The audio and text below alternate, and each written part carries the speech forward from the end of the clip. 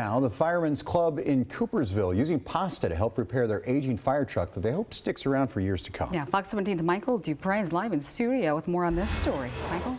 Well, I mean, who doesn't love fire trucks? It's just one of those things that captures all of our attention. The one you're about to see is no exception. It's more than 50 years old and it keeps running. To keep it running, that is, the Coopersville community came together tonight. The 1963 Ford truck no longer puts out fires, but it puts on a show for parades and special events. There's just something about this old fire engine. It ties everybody back, the young, the old, and the future firefighters. You know, they all know that truck and they believe in that truck. This 1963 truck battled blazes for decades. It's now retired from service and spends its golden years in parades and car shows. Every year for the Christmas parade, we put it in the Christmas parade. The mayor will sit on that. The back has been converted for seats. That's where they ride when we do like a parade route. They'll have the lights going, the siren going. The Firemen's Club wants to keep this relic rolling. It needs $1,500 of body shop work on rust and repairs on its split axles.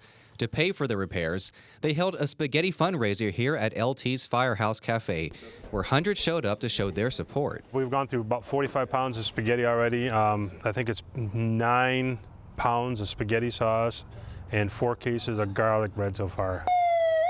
It may be old, but it can still make a lot of noise.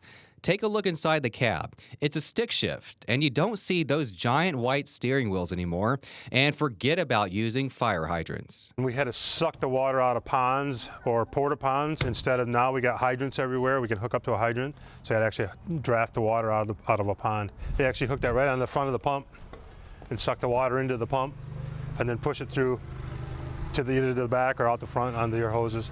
Its fire dousing days are long gone, but Coopersville hopes to get several more years of enjoyment from this historic fire truck.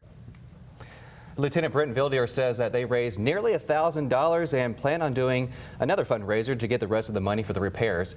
And here's a really interesting side note about that. The 1963 fire truck, brand new back then, was $3,000. Wow. A brand new fire truck these days, $300,000. That's amazing. That's a lot of Quite a inflation. difference. 63, I always think of like a split window Stingray or the suicide door Lincoln Continental. That was the style when this thing was in use. That's right. The suicide doors, terms you don't really hear anymore. And also split axles. Those are very familiar back then. What a cool piece of history. Yeah, I hope it stays around for a lot longer. Good cause.